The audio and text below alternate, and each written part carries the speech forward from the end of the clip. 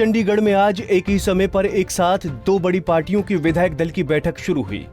शाम करीब 4:30 बजे सत्ताधारी पार्टी भाजपा और मुख्य विपक्षी दल कांग्रेस के विधायकों की बैठक शुरू हुई। भाजपा विधायक दल की बैठक मुख्यमंत्री मनोहर लाल खट्टर और कांग्रेस विधायक दल की बैठक भूपेंद्र सिंह हुड्डा की अध्यक्षता में हुई। दोनों ही दलों के लगभग सभी विधायक इन बैठकों में शामिल हुए और रणनीतियां बनाई गईं। चंडीगढ़ स्थित हरियाणा निवास पर हुई भाजपा विधायक दल की बैठक में पार्टी के नवनियुक्त प्रदेश अध्यक्ष ओम प्रकाश धनखड़ और निवर्तमान अध्यक्ष सुभाष बराला भी मौजूद थे। इस बैठक में नए अध्यक्ष ओपी धनखड़ का स्वागत तो किया ही, साथ ही प्रस्तावित बड़ौदा उपचुनाव समेत प्रदेश के कई अहम मुद्दों पर लंबी चर्चा की गई। चोटिल होने के बावजूद गृह एवं स्वास्थ्य मंत्री अनिल विज भी विधायक दल की बैठक में शामिल हुए और अपने विचार भी रखे।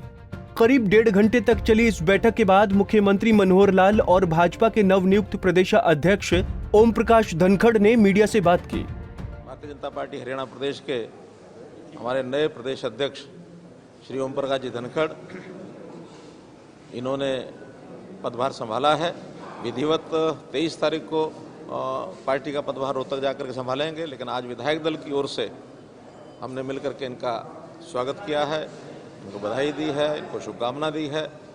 और विचार विमर्श में निश्चित रूप से बात आई है कि भारतीय जनता पार्टी के संगठन में, सरकार में एक जो तालमेल होता है, एक जो फीडबैक होता है, जैसा पहले चल रहा है उसमें और अच्छा आगे गति से चले, क्योंकि भारतीय जनता पार्टी लोकतांत्रिक पार्टी होने के नाते से एक परंपरा है कि 3-3 वर्ष के 2 कार्यकाल के बाद नया प्रदेश अध्यक्ष, नया अध्यक्ष, हर लेवल पर अध्यक्षों की नई चुनाव अथवा नियुक्ति होती है।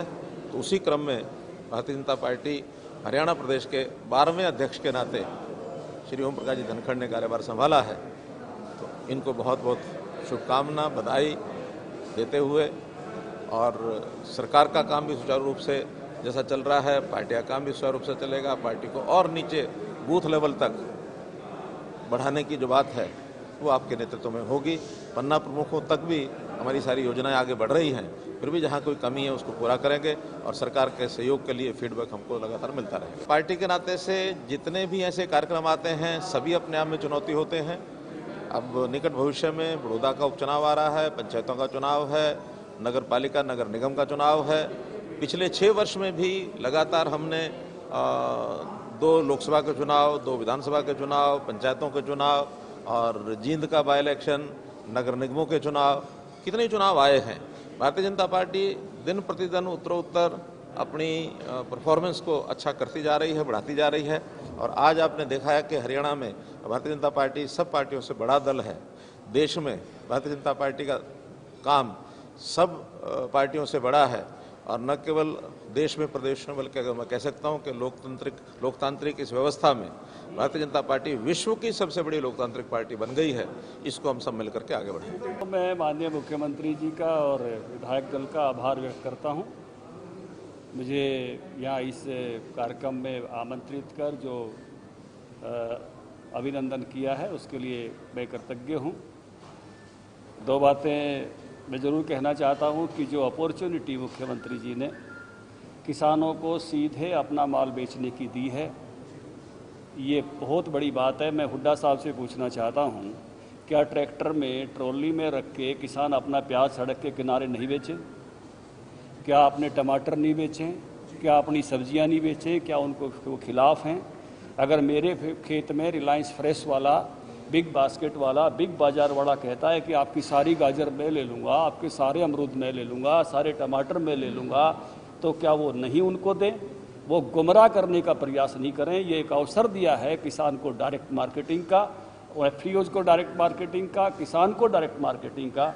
हमारे यहाँ दुजाना में बावरिया समाज के लोग प्याज बेचते हैं। अगर उनको मंडी में आके बेचने पड़े तो 1 करोड़ की दुकान खरीदनी पड़ेगी, आड़त का लाइसेंस अलग से लेना पड़ेगा, 20 लाइसेंस अलग से लेने पड़ेंगे। मुख्यमंत्री ने उनको आज़ाद कर दिया है कि वो प्याज ले सकते हैं और प्याज बेच सकते हैं। और दूसरी गारंटी तो हरियाणा सरकार से तगड़ी किसी ने दी ही नहीं आज तक कि बाजरा खरीदकर, सरसों खरीदकर, एमएसपी पे हर फसल खरीद करके सबसे बेस्ट अगर हरियाणा में ने किया है पूरे देश में, तो इस सरकार ने किया है हर चीज़ की खरीद करके। इसलिए वो डायरेक्ट मार्केटिंग का जो अवसर एक किसान को दिया है, जो अपनी सब्जियां, फल, अपना कोई भी जो सामान है कहीं भी खड़ा होकर बेचने का जो अवसर दिया, ये किसान के लिए एक मौका है, एक अतिरिक्त मौका है। और पुराना सिस्टम जो है वो ज्यों का त्यों है।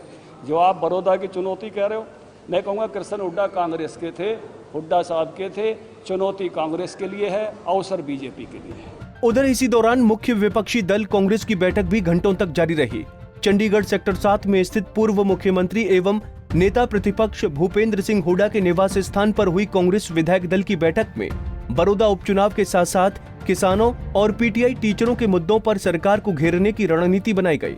सूत्रों की माने तो इस बैठक में बड़ौदा उपचुनाव के लिए उम्मीदवार के नाम पर भी मंथन किया गया। बैठक के बाद भूपेंद्र सिंह हुड्डा ने मीडिया से बात की। हमारे कुछ जो विधायक साथी जो मीटिंग में आए हुए थे, उनको सबको बात हुई थी, वो यहाँ पे चाय पे आए थे, तो बड़ौदा के चुनाव की तैयारी की है। सब अपने अपने उन्होंने गांव में भी कहा है और पूरे जोर शोर से बड़ौदा में जाएंगे और चुनाव लड़ेंगे और वो चुनाव कांग्रेस पार्टी जीतेगी। यही सबका फीडबैक यही था।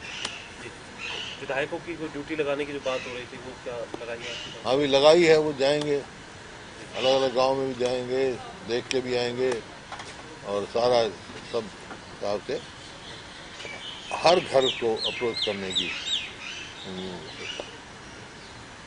क्या संदेश विधायक देने वाले हैं जब वहाँ पहुँचेंगे? क्या कुछ आपने मुद्दे यही देने वाले हैं, सरकार की विफलताएं और कांग्रेस की जो उपलब्धियां थी, और लोगों को भी पता है और ये कि जिस प्रकार से 6 साल में भारतीय जनता पार्टी ने जो एक भी जनहित का फैसला नहीं लिया, जो किसान जो है बर्बादी की कगार पे हो गया है, गरीब आदमी को 100-100 गज के प्लॉट नहीं, कर्मचारी परेशान है, व्यापारी परेशान है, हर वर्ग परेशान है।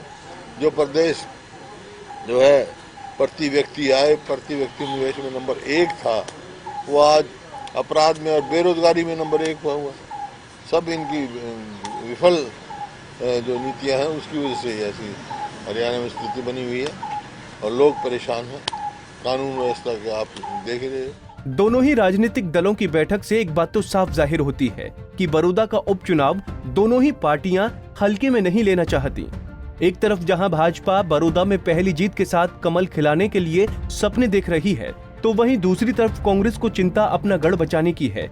लेकिन देखना यह होगा कि बड़ौदा की जनता किसे सत्ता के शीर्ष पर बैठाती है और किसे बाहर का रास्ता दिखाती है।